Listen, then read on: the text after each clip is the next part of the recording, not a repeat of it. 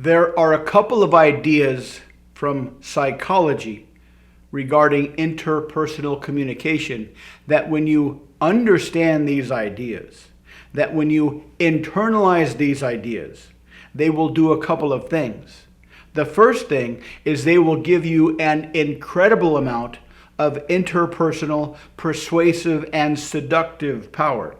The other thing is, to the extent you have any social anxiety, all of your social anxiety will vanish once you internalize these basic ideas. The first basic idea is something called the focal effect. Whenever we're focused on something with our attention, and that thing is related to some kind of a good feeling that we have, or if that thing has nothing to do with the good feeling that we have, we will unconsciously associate our good feeling with that thing. Whatever we are focused on with our attention, and we happen to get a good feeling, maybe because of that thing, maybe because of something else, we will unconsciously associate the good feeling that you have with whatever you're focusing on. This is how advertising works. They create an image, or they show us an image that automatically, for instinctive purposes, creates a good feeling. And in our same focal field of vision, they'll show us the product. And because we're having these feelings, we will unconsciously associate these good feelings with the thing we're looking at. That's the first principle, the focal effect. Whatever good feelings you are feeling, whatever you happen to be focused on while these feelings are happening, or bad feelings for that matter, you will start to subconsciously associate the thing that you are focused on as the cause of your good feelings. The second is an idea of how the conscious mind actually works. This is something that's kind of hard for most people to wrap their minds around. But if you can understand this, if you can wrap your mind around this concept and start to internalize it, particularly when you're having conversations with other people, this will be a massive insight into human nature that you can leverage to become incredibly seductive, to become incredibly persuasive.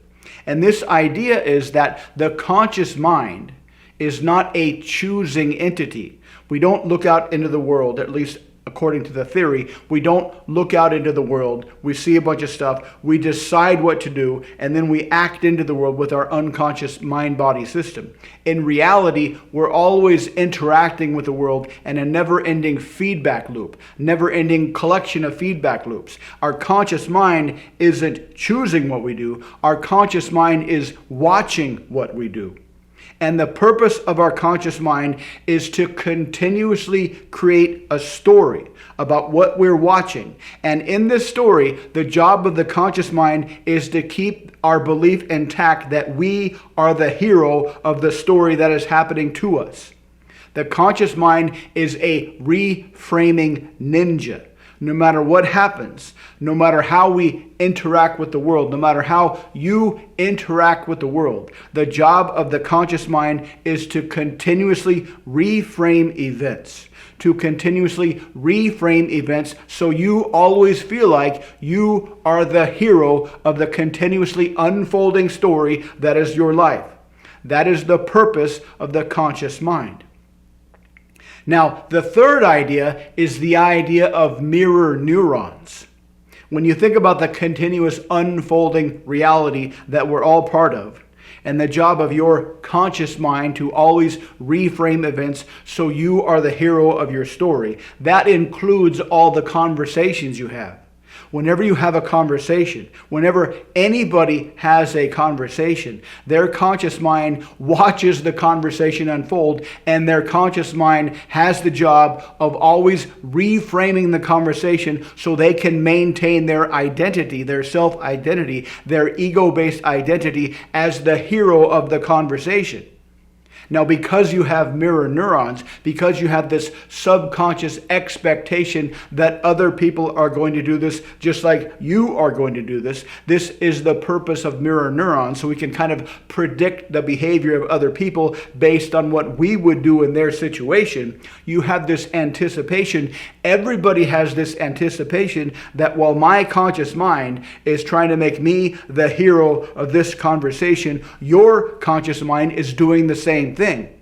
So I expect there to be some kind of reframing battle going on. I subconsciously anticipate. Everybody subconsciously anticipates this reframing battle that is always going to be going on during conversations. This is the cause of social anxiety. We anticipate that I'm going to try to assert myself as the hero of this conversation, but because of my mirror neurons, I'm going to kind of expect the other person is going to do the same thing.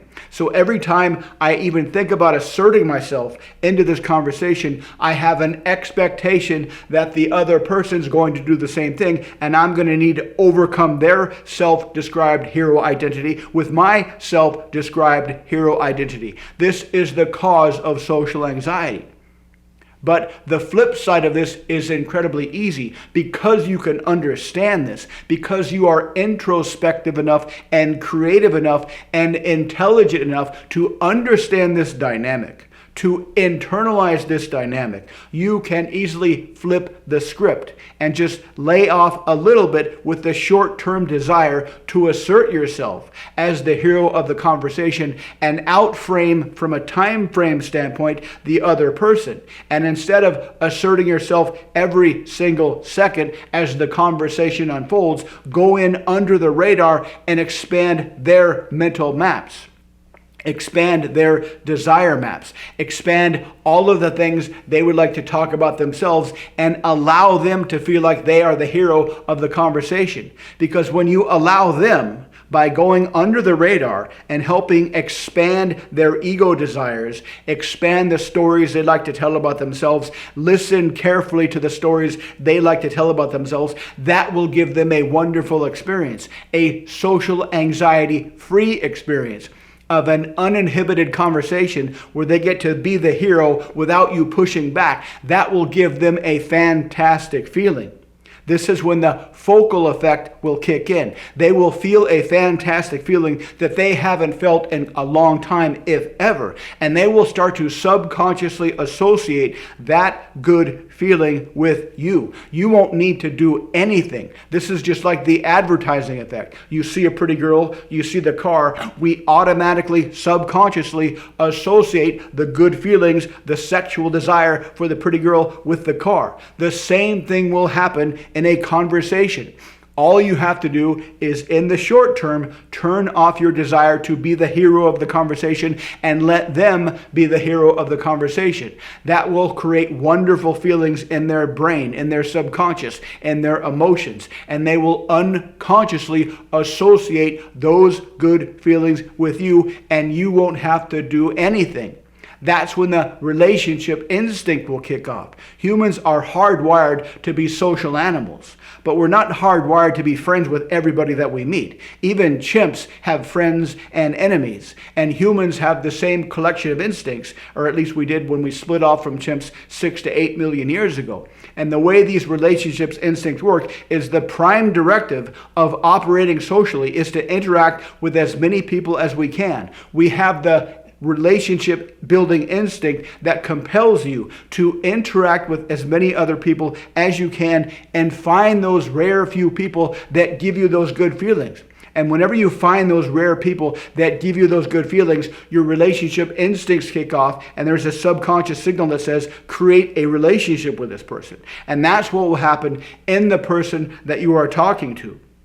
When you expand their mental maps from the inside out, when you allow them to be the hero of the conversation by coming in under the radar, they will feel fantastic feelings because of the focal effect, and those fantastic feelings will kick off their relationship instinct, and they will do everything they can to create a relationship with you, and you won't have to do anything. You won't need to use hypnotic language patterns. You won't need to use any kind of seduction patterns.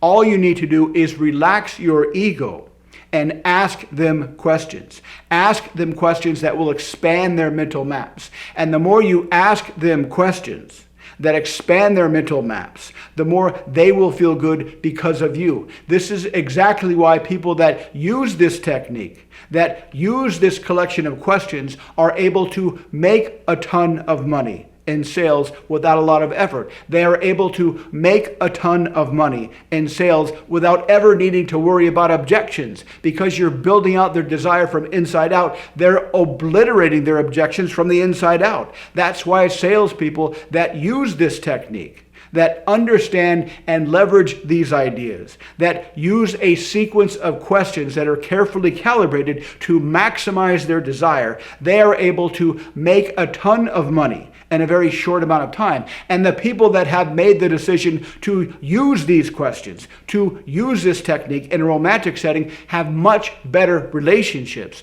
much stronger relationships, much more deeply healthy relationships, much more quickly created relationships with many, many more people. Now, I don't know about you. I don't know what's inside your brain as you listen to these words. I don't know what your intentions are for the future. I don't know if you would like the idea of being able to make a ton of money in a short amount of time. I don't know if you look out over the vast sea of people and would like to create romantic relationships with a ton of people. I don't know if you'd like to be able to create and enjoy sexual relationships with as many people as you can. But the more you think about these ideas, the more you apply these techniques conversationally, the more you'll see how easy it is to expand their mental maps from the inside out and create massive pleasure